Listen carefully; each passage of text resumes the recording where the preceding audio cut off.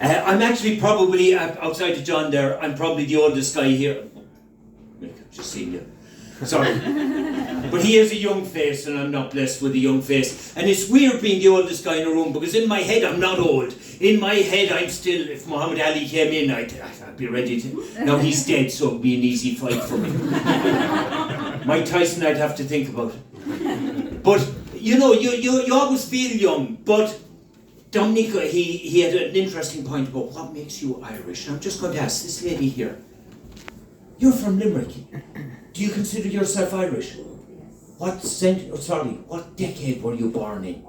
The 80s. The 80s. You see, to me, you're not Irish, you're new Irish. You're not really Irish, unless you were educated by nuns that were rejected by the Nazis because their views were extreme.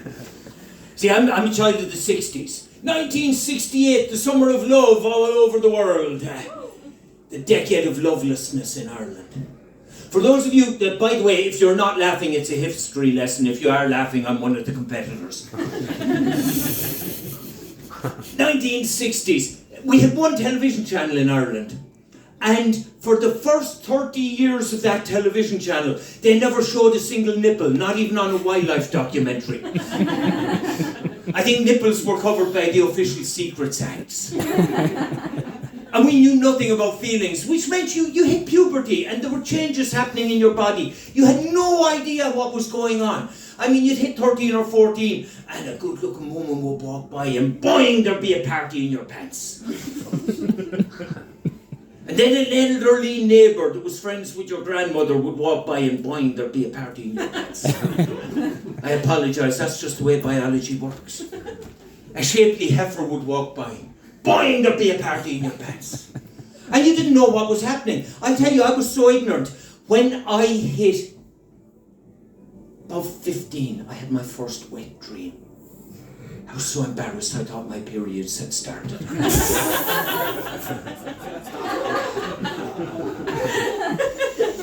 I get sympathy from some of the women here. Yeah, it's a tough time. But that's how innocent we were growing up in Ireland. I remember when my uncle died, and I went to the funeral, and I wasn't from a particularly big family, but there wasn't enough room for me in the chief car, so I was put about 2 cars back, and it was an attractive cousin that was driving the car. Now, in my defence, she was wearing a dress that was not appropriate for the funeral, and we were travelling over country roads that bumped a lot. And we got to the graveyard, and I couldn't get out of the car. The fellas will understand why. And all the people were saying, oh, Tony must have been very close to his uncle, see how upset he is, he can't get out of the car. If I got out of the car, I could have pole vaulted to the graveside. But eventually, even an innocent like myself, growing up in the country, we learned the facts of life, and I got a girlfriend, and things were going well, and we'd been going steady for about 6 months. And I'll tell you how fast things were progressing. We'd already moved to the hand-holding stage. Ooh, it was moving fast. I was a player. And I was about 23 or 4, and I was working for the Limerick Leader, the local paper here, and I was sent over to Amsterdam on a press junket. And let me tell you, for an innocent man, you can do a lot of growing up in Amsterdam very fast. I arrived in Amsterdam. The first thing I did was I bought a box of condoms, just in case things progressed back in Ireland. Now, for context, those of you above a certain age will remember, condoms were actually illegal in Ireland up until about 2000. Absolutely illegal, you could be jailed. And I felt like a real man. I had this box of condoms. I was so proud of myself. That was Monday. Tuesday, I thought, this is fantastic. I'll go home. You'd never know, another year or two that I might use these.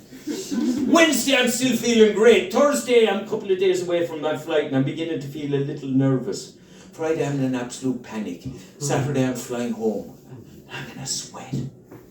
I thought, what am I going to do? Box of condoms. I can't bring that home. So I did the only sensible thing I could think of. I went into the red light district.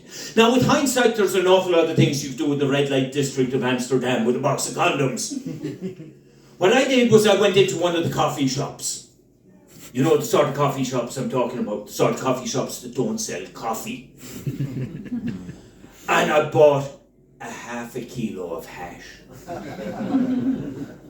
I took out the condoms and I stuffed them with hash and I packed my suitcase. And I thought, if I'm stopped by customs, at least I'm going to be done as a drug dealer and not as a sex pervert. Yeah. You can thank the nuns for that level of ignorance. And then, of course, I got married and we had the pre-marriage course. That was a blast. A group of celibate men explaining the whole sexual revolution to you. But what I'll never forget is the rhythm method was explained to us. And for those of you that are not of a technical bent, I can sum up what we were told about the rhythm method. In, out, in, come and conceive. The thing about the rhythm method is 100% effective. As long as you're prepared to accept 3 or 4 children more than you planned for. And that's how it works, and it's absolutely brilliant. And now you know you don't need to do a pre-marriage course. You can go and fornicate away, you know how to keep safe. And the other acceptable method of contraception back then was the ring method. Once the second ring went on her finger, you could start messing around. I did get married. The marriage didn't really hold. The problems arose on the honeymoon. I wanted to go to Greece. She wanted to come with me.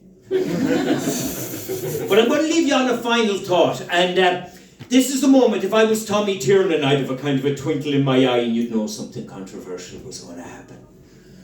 Or if I was your man, what's his name, Carr, I would announce that this is the one that's going to go over the line. Ladies, I know a lot of you have cherished opinions and a lot of you put slogans on t-shirts. That presents us men with a problem. You see, if you have a slogan on your t-shirt and you really believe in it, I have 2 choices. I'm going to look at you, not at her, because I'd be a creep if I look at her.